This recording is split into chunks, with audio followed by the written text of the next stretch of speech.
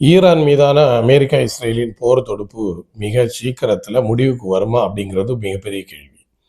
அது ஈரானுடைய சக்தி அவங்க ஜெயிக்க முடியலாட்டினா கூட, அவங்க ரொம்ப சீக்கிரத்தில அடிபணிஞ்சிட மாட்டாங்க. தொடர்ந்து போரிடக்கூடிய சக்தி அவங்ககிட்ட இருக்குது. 6 மாதம் ஆகலாம், இல்ல 1 வருடம் ஆகலாம், இல்ல 2 வருடம் ஆகலாம். அந்த அளவுக்கான எதிர் தாக்குதல் நடத்தக்கூடிய, இல்லன்னா எதிரிகள சமாளிக்கக்கூடிய சக்தி ஈரான்ட்ட இருக்குது. தொடர்ந்து போராடக்கூடிய சக்தி அமெரிக்காவுக்கும், இஸ்ரேலுக்கும் இருக்குது.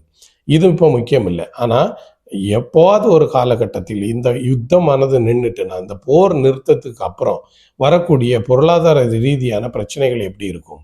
இப்போ முதல் பார்வையிலேயே நமக்கு தெரிஞ்சிரும். பெட்ரோலோட தேவை அதிகரிக்கும். பெட்ரோலோட வரத்து கம்மியா இருக்கும். அந்த நேரங்கள்ல இந்த பெருத்த நாடுகள் என்னென்ன முடிவுகள் எடுக்க வேண்டியது இருக்கும்.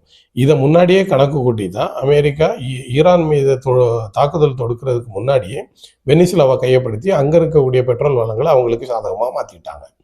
இப்போ ரஷ்யா கிட்டயும் பெட்ரோல் இருக்குது. அத இந்தியாவும் ரஷ்யா கிட்ட இருந்து வாங்கிக்கணும். அப்போ பெரும்பாலான வளைகுடா பகுதிகளை சார்ந்து இருக்கக்கூடிய எல்லா நாடுகளுமே பொருளாதார சிக்கல்கள மாட்ட வேண்டிய ஒரு சூழ்நிலை வரும்.